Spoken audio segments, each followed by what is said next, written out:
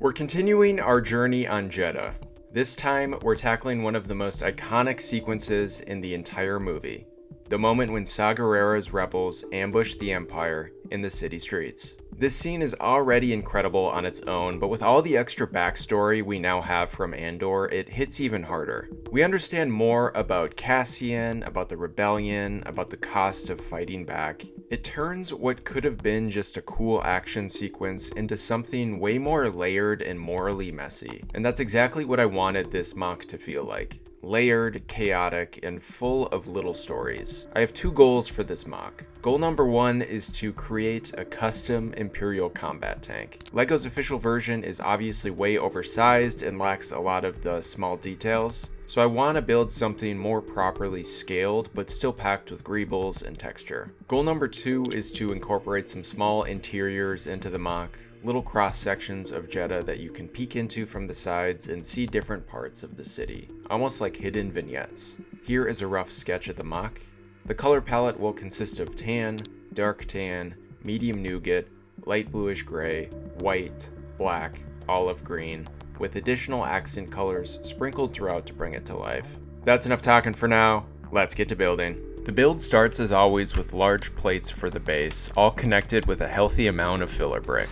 Once the foundation was sturdy, I moved on to the black border, finishing it off with some 2x4 plates and tiles. This keeps everything consistent with the rest of the series. More filler brick went in. This time I even dipped into my Technic bricks to use as filler. At this point in the series, no brick is safe.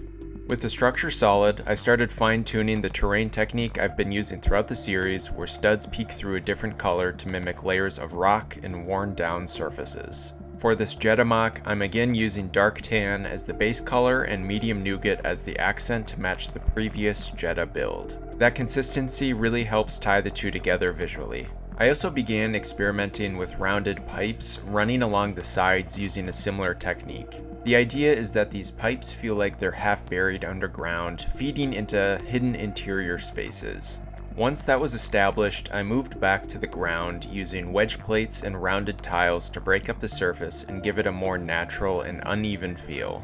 And of course, I can't forget all of the filler brick underneath all of that beauty.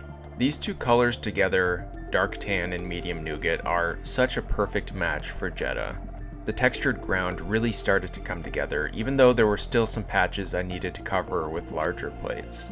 I also needed to start thinking about where the major structures would go, especially the bridge, since that's such an important part of the composition. With the ground taking shape, I moved up to the edges of the MOC, building up the terrain and thickening those pipe sections. These pipes are going to lead into smaller interior scenes where you can look in and see minifigures going about their business. Alongside that, I started on a light bluish gray building. I'm really happy with the door design here. Larger slope bricks were added along the sides to create these long, sharp angles. Those angles help frame the whole MOC, almost like you've frozen a single snapshot of this scene from the film. For the interior entrances, I used snot bricks and rounded slopes to create recessed openings. A lot of the MOC came together through off-screen tinkering. I didn't have a rigid plan for this one, so I spent a lot of time just building different structures and elements separately and then figuring out how they would all fit together later. One of those elements was a white angled wall I knew I wanted to incorporate. It turned out to be pretty simple to create using clips and bar connections as the main supports. Then I used snot techniques and stacked a lot of these cheese slopes along the sides to get that angled texture.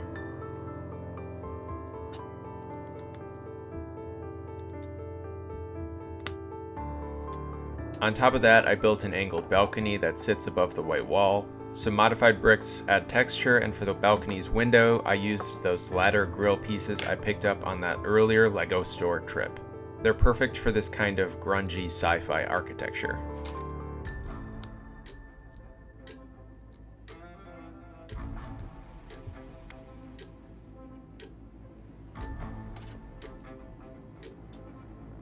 Next, I built a larger dark orange panel that serves as the front of the building on the right side. It uses a somewhat complicated design. Those rounded plates with holes came in really handy here. I don't get to use that dark orange that often, so this was a fun change of pace. But because my collection in that color is pretty limited, it turned into a bit of a puzzle. I had to problem solve more than usual to make every piece count.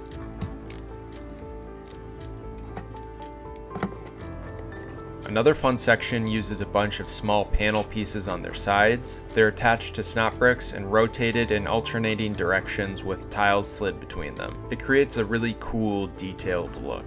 The last major structure for this scene is the tan bridge where Saw Gerrera's partisans are camped out, waiting for the tank to roll through. I incorporated some random Star Wars symbols and letters using that newer reddish-orange color. One technique I really like on the bridge uses rounded bricks that fit perfectly flush into arch bricks. That lets you build out the angle, making it thicker and gives it a smoother underside. The railing is built from tan window pieces. With all of that done, let's add all of those elements.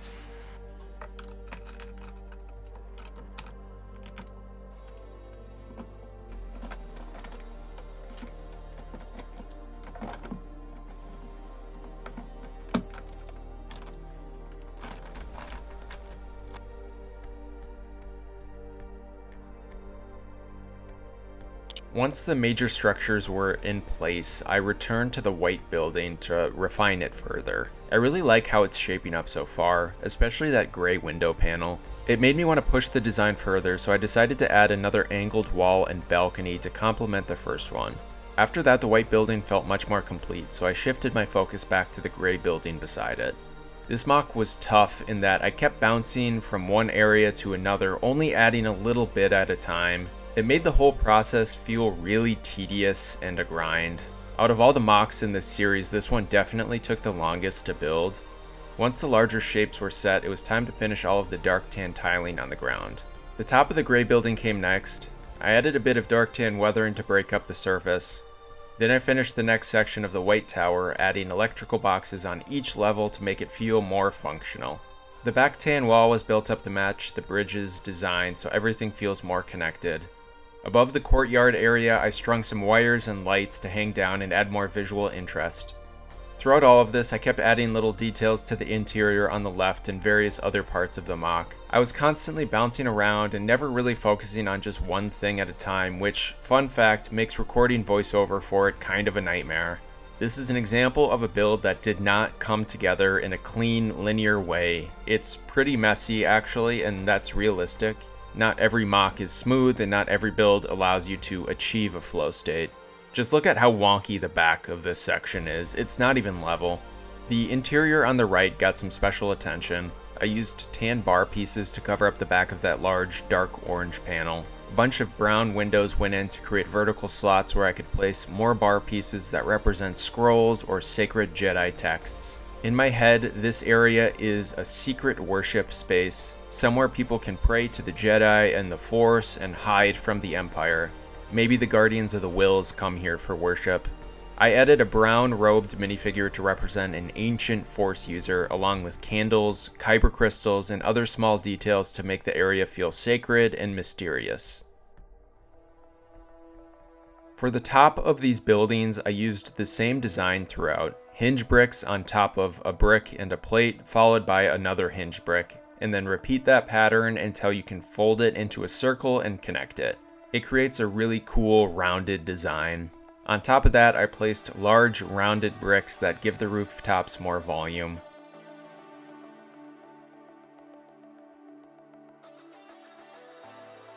Next up were the trees. Jedha may be dusty and harsh, but I wanted this section of the city to have a little bit of nature creeping in. I used a few different olive green plant pieces to build the trees. The first smaller tree came together nicely. The larger one adds some really nice height to the scene though. I'm really happy with how they both turned out.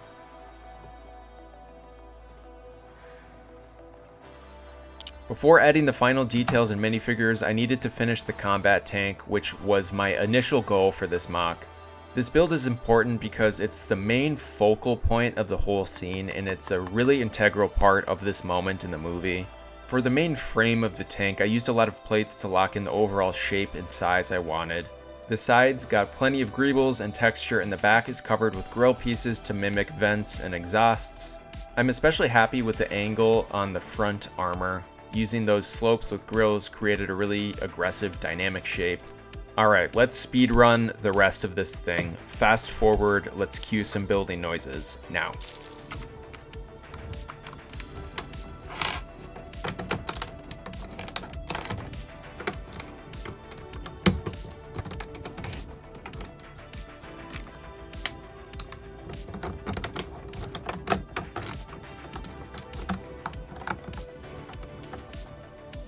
And done. The tank looks awesome. It's exactly what I wanted. Smaller, more detailed, and much better scaled. Time to add it to the build along with all the other smaller details.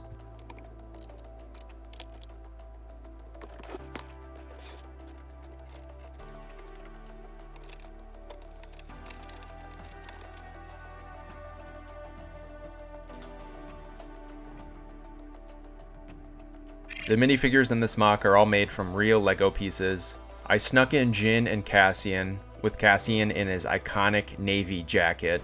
All of Saw's rebels look great in their dark robes, hoods, and head wraps. They bring that ragtag, worn down energy that makes this group feel so different from the more polished rebels.